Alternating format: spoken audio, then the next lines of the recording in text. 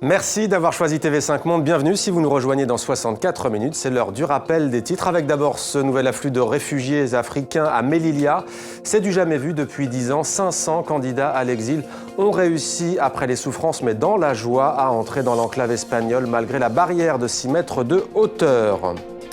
L'affaire Big Malion, toujours à la une en France. Qui a fait quoi? Qui savait quoi? L'UMP a-t-elle demandé des fausses factures pour cacher les dépassements des frais de campagne de Nicolas Sarkozy lors de la présidentielle de 2012? Y a-t-il eu enrichissement personnel? La justice devra répondre à toutes ces questions.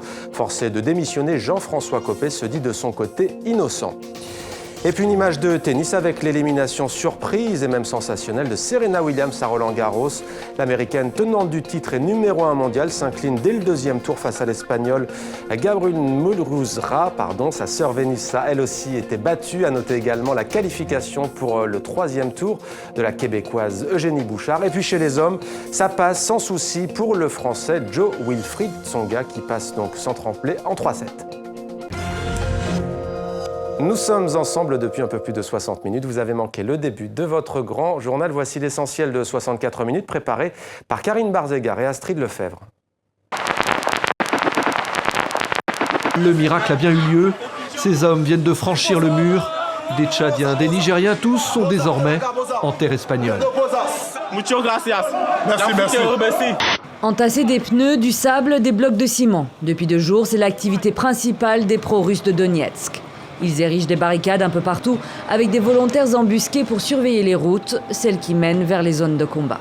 C'est ça la nouveauté, car ce scrutin en Syrie qui se déroulera dans une semaine ne va concerner en fait que maximum 60% de la population syrienne. Car sur les 24 millions de Syriens, il y a 6 millions de déplacés. Donc comment organiser une campagne électorale, installer des urnes, faire des listes électorales?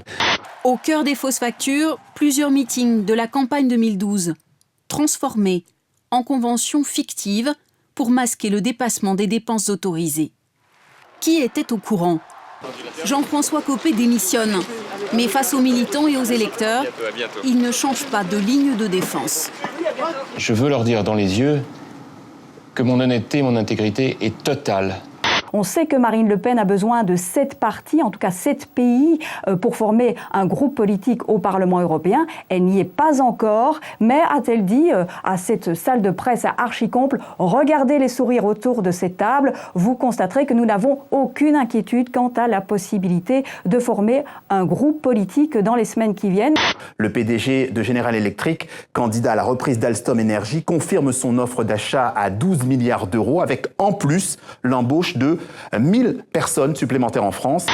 Vladimir Poutine et Xi Jinping en train de trinquer pour 400 milliards de dollars. C'était il y a tout juste une semaine à Shanghai. Après plus de 10 ans de négociations, le président russe signait enfin avec son allié chinois un énorme contrat gazier. Le plus dur aura été de décider du prix.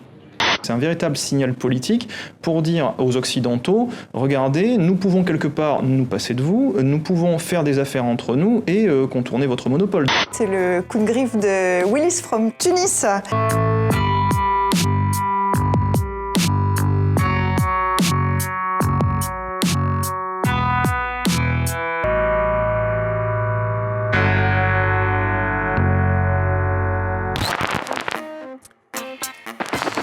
Et comme tous les jours, une pensée pour tous les otages dans le monde et notamment le dernier ressortissant français détenu au Sahel en Afrique.